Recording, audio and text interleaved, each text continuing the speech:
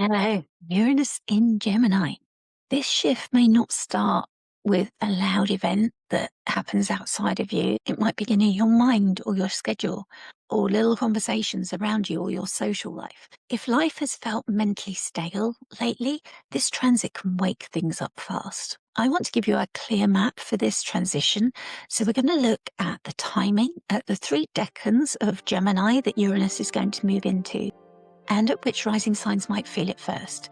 I'm not going to be talking doom. There's plenty of that about the significations of Uranus in Gemini, but it's just about what we might expect as Uranus disrupts this area of Gemini, about our thoughts, our language, and our attention, and how this long transition happens for us. So stay curious.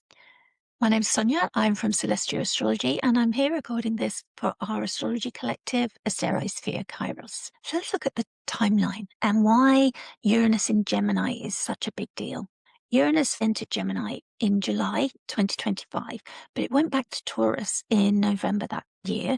And now it's going to return to Gemini for good. And it's the last of the outer planet shifts. So in 2025, Pluto had moved first into Aquarius, but then we had all of the outer planets testing the waters of a new sign. And then they all moved back to the sign that they came from.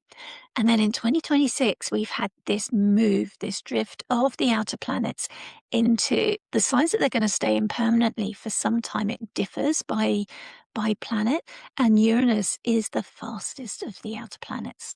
And it's also the last that's going to make this shift into this new energy that we're going to be experiencing. And Uranus is going to be in Gemini now until 2033. So we have got 7 years now, but 8 years if you include the time that it was in Gemini for 2025. So we've had Neptune moving into Aries. We've had Saturn moving into Aries as well. From 2023 to 2024, we have Pluto moving into Aquarius. So we've had this generational shift of these outer planets that take an awfully long time in a sign. Neptune will be in Aries for approximately 40.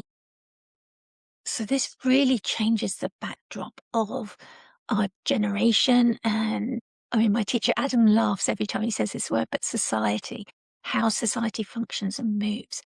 And if you think of like school children, a classroom, all these children will have these outer planets in the same place in their chart.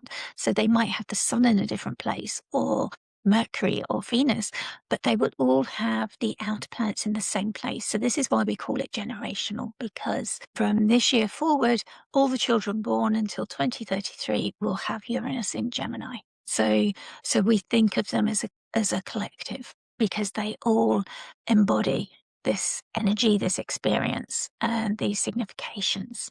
And we've been in this transitory period, and Uranus moving now, it is the final movement. So you might want to think back to that time between July and November.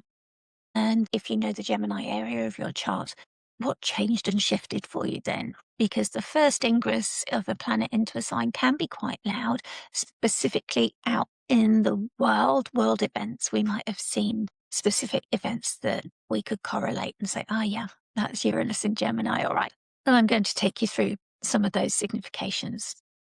But I like looking at the decans, and the decans are 10-degree segments. And I think that's particularly useful for the outer planets because they move so much slower. It's less noticeable with the faster planets. But I do find it useful with the lunations and with the outer planets to notice the decans, because they're in each decan for a number of years. And as they move through the decans, they're kind of progressing through a story that develops the significations of that sign. So each decan of Gemini has a different progression and story of how it expresses. So this first decan of Gemini runs from 0 to 10 degrees, and it carries this opening phase of Gemini through to May 2028. And that's when the shift into the second decan will happen in June. That second phase will run from June 2028 until July 2030. And then the third decan begins and carries Uranus through to the end of Gemini when it finally enters Cancer in May 2033. So you can see how it's a good few years in each sign. And Uranus, of course, will be retrograding across some of those lines. So give me some grace with those dates, because it will have some retrograde periods. But it gives you a rough timeline. Gemini changes the field here because Uranus jolts whatever has gone stale. It's known as the awakener, the disruptor. Sometimes it's symbolized by a bolt of lightning because it's so sudden. It can be unexpected events. When Uranus connects with a planet in our chart, often we feel that as sudden events that can change and disrupt what's going on in our life, especially if there's stale energy where we've resisted change. Suddenly we're jolted out of that and moved to where we're meant to be. And Gemini, with its ruler Mercury, we look at things like speech and learning, trade, travel, money, and the links that your mind is making all the day as it goes through communicating. And I enjoy some of the videos that astrologer S.J. Anderson has put out on this subject, and I'll put some links to those in the show notes. And he talks about how this transit can rewire the nervous system of society again. It can also split people into rival stories of all camps, because Gemini is famously the sign of the twins. There's a lot of duality in this sign. And we have the fixed stars, Castor and Pollux, who their lore and their myth is about the battle between the two twins, their relationship and their rivalry. So let's look at some of the historical examples. And I have to give credit to the astrology podcast and to S.J. Anderson for introducing me to these. And I recommend watching the videos that both of those have produced on this, because this is a very short summary of what they've both talked about. But the Gutenberg's printing press was introduced around 1440 and the King James Bible in 1611, when Uranus was in Gemini. And Uranus in Gemini doesn't just bring noise, it is looking at the tools that people are using to think with and to communicate with others. So you can see that with the printing press and the Bible. It made that difference. It brought that information to the people. It spread that information so much wider. And astrologers have been tracking that pattern for many, many years. And in what Chris Brennan described as a baller move, in 1931, astrologer Evangeline Adams ended the introduction to her book with a direct prediction that the United States would enter a major war in 1942 because Uranus was returning to Gemini. She actually died in 1932, so she never saw that prediction come true, but the timing really landed with World War II. So that was significant that she printed it. It was out there in her book. And of course, there wasn't social media for throwaway predictions now for people to point to, but it was significant that it was in print, and she'd nailed down the date and spoke to the transit as well. So people do link that transit of Uranus in Gemini with war, unfortunately, especially looking at the United States, and that's because of the astrocartography and the Sibley chart of the United States. And this matters because it reminds us that the transit has a record going back, that when we're looking forward, we tend to look back at the transits of the past. And it reminds us that Gemini in particular tends to show up through communication systems, technology, money channels, and the kind of choices that split one path from another. And as we move into the Decans now, we're not leaving the history behind, but we're bringing that bigger pattern of what's happening out in the world back down into our daily life. So let's look at the first decan of Gemini from 0 to 10 degrees. That's from July 2025, and it's returning again into that first decan from April 2026. And this first decan has been called by Austin Coppock, who wrote 36 Faces, the apple of Eden. And again, that brings a choice, doesn't it? And we've got the rulers of these decans as Jupiter and Mercury in the Chaldean and triplicity methods. So this is the opening jolt. Mercury is the messenger planet, speeding up messages, devices, errands, movement. Jupiter is expanding, concerned with justice and beneficence and wisdom, expanding whatever's catching your eye. So one small idea can become a whole new direction. This is also where the money story starts to matter. In a video that S.J. Anderson made with Cam White called The Delineation Conversation, they tie Gemini to exchange, trade and currency and the systems that people use to move value around. And S.J. Anderson makes a useful distinction here that Venus and Taurus describe value itself, the thing that feels solid, tangible, beautiful, owned and worth having, to admire, while Mercury and Gemini describe the exchange, the pricing, the movement, the deals that are made, and the trick of money changing form. And that includes things like the old trickster cons, like when they used to do coin shaving and fractional reserves, credit systems, and the strange fact that money often works because people believe in it and agree to the story, and that banks can collapse when a rumor spreads that their funds aren't available. And yet we all know that the money that we invest isn't physically held in the bank. We know that. And yet a run can come on the money when alarm spreads, and that can be enough. So there's a tacit agreement there that is known but bought into, that when something's printed on a piece of paper, it doesn't actually hold that value tacitly, whereas a piece of art or something maybe does, or the different ways that these things hold value. And as Jay Anderson points out, that in the past, Uranus in Gemini periods also lined up with money resets, that the Bank of England was formed in 1694 and greenbacks came in 1861, all with Uranus in Gemini. So this phase may bring early signs that the way that people borrow, transfer, or store and value money is changing.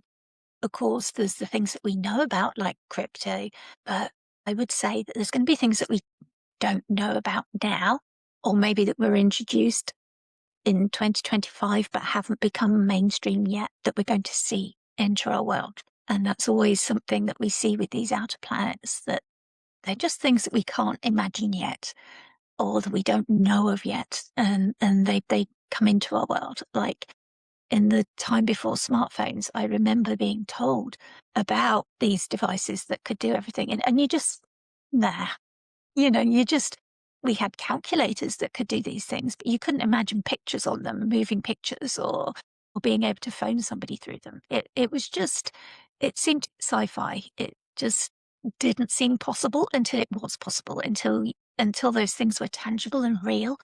There is also a collective pressure here. Chris Brennan, among many other astrologers, all note that July 2026 looks especially hot for the US chart and many others because Mars conjoins Uranus in Gemini, and for the US it's near the nation's solar return, echoing the natal Mars-Uranus in the US's Sibley chart. That doesn't mean panic, but it does mean it's a significant period worth watching for sharp turns, pivot point, a reset.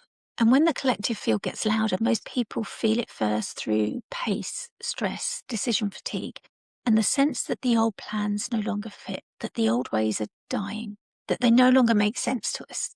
They're no longer working and we need something different.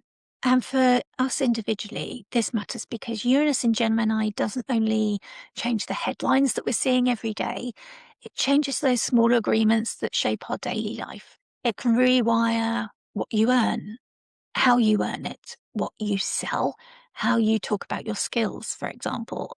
Those people with side hustles or a second stream of income, suddenly that might start asking for more of your attention, that duality again. Some people may reconsider updating their rates. Some will be needing to learn a new tool fast again. Think about those tools of communication. And some will realize that they've been underpricing their time because of an old story about their worth has been running in the background for years, and they've suddenly understood that that's no longer relevant, that they need to reframe that.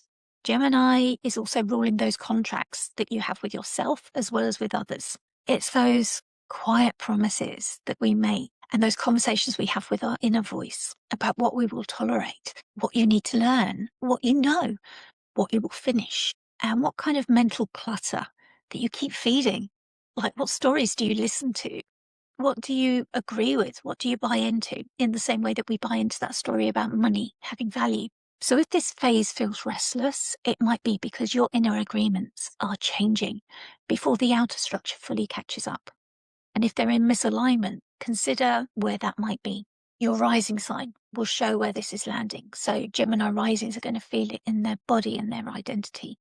Virgo risings might feel it in their career. Sagittarius risings in relationships. And Pisces risings will feel it at home in their fourth house.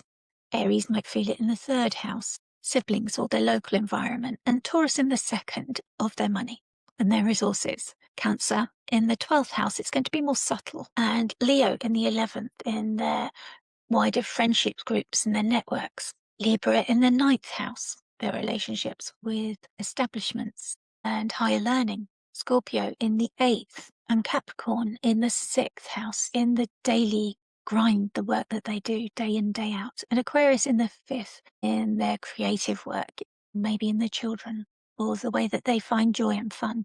And if you aren't sure about your birth time, you can also apply this to your sun sign as well, but it's stronger for your rising sign. So if I was to give you some practical advice, I would say maybe keep one running note, maybe on your phone, because Mercury does love our devices. Keep a running note for the ideas that are occurring to you. It's likely that Mercury is going to be coming through quite strongly. Keep track of your spending more closely than usual, because that could get out of hand. Pause before reacting to every notification, maybe even turn them off. I know that's radical, but I've done it, and trust me, it's quite freeing.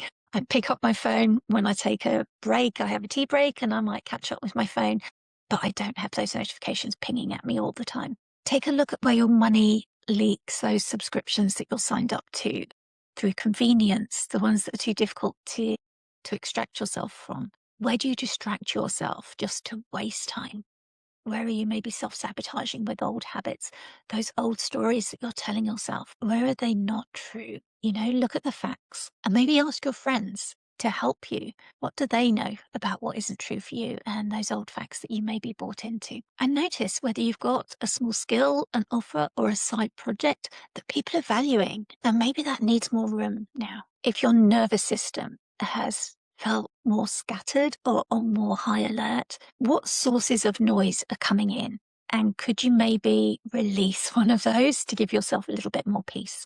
And you could maybe do that before you add a tool that's going to be more constructive for you. So this phase is going to reward that curiosity. This is what Mercury wants, is playful curiosity. If we think about leaning into that playful curiosity and duality, that's going to help us. But it works best where our attention has somewhere real to land, somewhere that's going to help you move forward and not endless rabbit holes that are going to distract you away from the things that you want to achieve. So then we move into the 2nd decan of Gemini, which is from 10 to 20 degrees. And Uranus will be there from June 2028 to May 2031, approximately. So this tone changes now. This part of Gemini is known as the hermaphrodite, and the rulers are Mars and Venus. So after this rush of the first phase, this is where there's more sorting carrying on. There's more classifying and categorizing.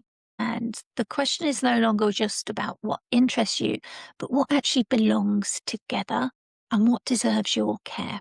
Mars and Venus bring some friction, some desire, and some attraction into the same field. So this can feel like a tug of war between urgency and patience. Divided attention gets noticed and exposed first. What are you saying yes to? Is it everything? Or are you living in this constant fight or flight mode? You're responding and you're saying yes to everything and it's feeling draining. Are you exhausted by that? And the better use of this energy is to find some stewardship, to protect what you've already grown and to notice what new shiny things are needing your attention and giving some time and attention to that, but while you're still nurturing what you're growing. Looking at the practical things that you can do now, cut down all the inputs coming in. Can you answer fewer things right away? What is actually urgent for you? And can you notice what conversations leave you clearer rather than scattered? Maybe make time for those conversations that are really helping you and bringing you clarity. And this phase is asking you to choose. What do you want to keep feeding? What are you going to nurture? Finally, we move to the 3rd decan of Gemini, from 20 degrees to the end of Gemini. And that's from July 2030 until Uranus ends its transit through Gemini and goes towards Cancer in May 2033. Now, this final stretch of the journey, Austin Coppock has called it the executioner's sword, which is very dramatic. And this name fits because this part of Gemini is going to cut away what is no longer working. This decan is ruled by the Sun and Saturn. So the tone shifts from this playful experimentation. It's getting serious now. Saturn is a very heavy, serious planet, and the Sun is life-giving. There's illumination, there's clarity, there's knowledge, but there's also a falling away. There's decay as well of those things that you no longer want. The tone is shifting from this experimentation into clarity, consequence, and structure. So now this transit stops asking you what could happen, showing you all these possibilities, and starts showing you the choices that you've made and what they can build and what they are building. You're no longer exploring every option, but you're deciding now what's going to stay from everything that Uranus has brought in. So by the time Uranus reaches this part of Gemini, you've tested so many parts. You know now what's going to hold up, what's true for you, what aligns with you. Your voice may sound steadier. Your routines may start to feel cleaner, and your mental noise hopefully will be dropping. And that brings a harder kind of freedom, maybe mutable risings. That's Gemini, Virgo, Sagittarius, and Pisces will likely feel this pressure most strongly.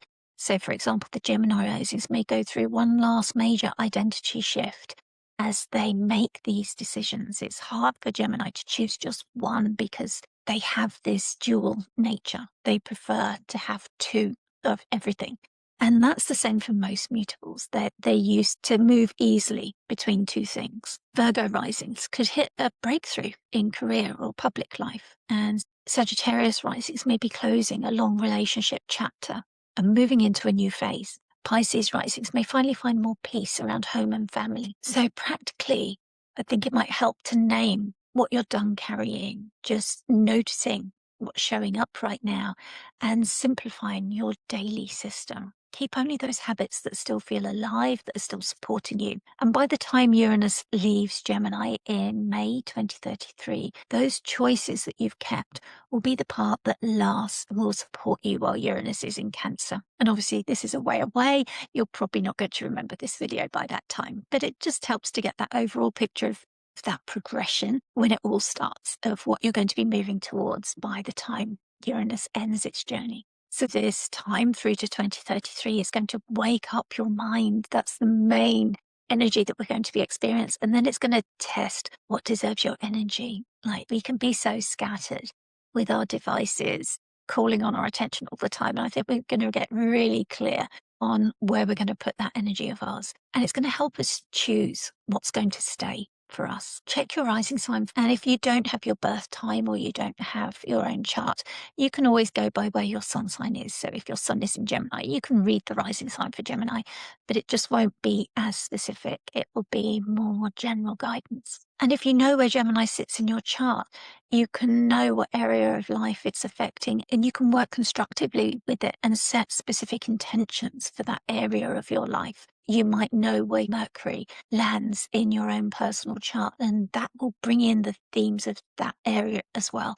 So if you know that your Mercury is in the 4th house, for example, you know that themes of home will be coming in as well. Or if Mercury's in your 1st house, themes of yourself, your body, your appearance, how you think, your health, and how you show up in the world. So keep it personal. Ask yourself what you're agreeing to each day with your words, your schedule, the way you think, the purchases, how you're exchanging your money, your attention, and those tools that you're using. Remember those tools and the stories that you're agreeing to. Remember the story of money.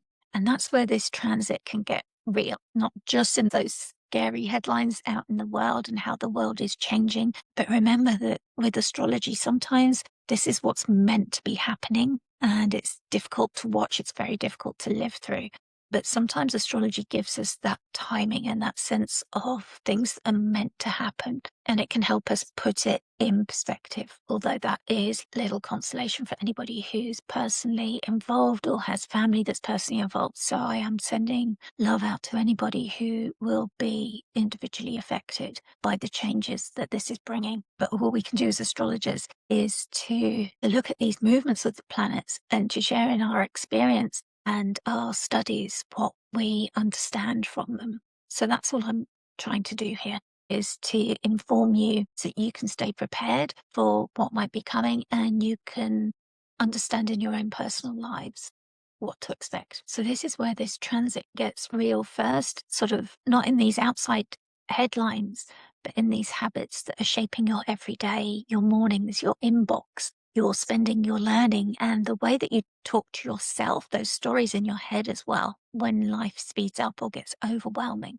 or when there's two choices as well. Uranus in Gemini can open these new beginnings around skills, income, writing, teaching, social connections, networks, and the way that we work and the flexibility in that. But it also exposes where your mind has been split from your values and offers these different paths and asks you which you will choose. And it's important to remember that the steadier path is often simple. And it helps sometimes to name that story that you're done repeating, to notice when there's that repeating story that isn't helping you.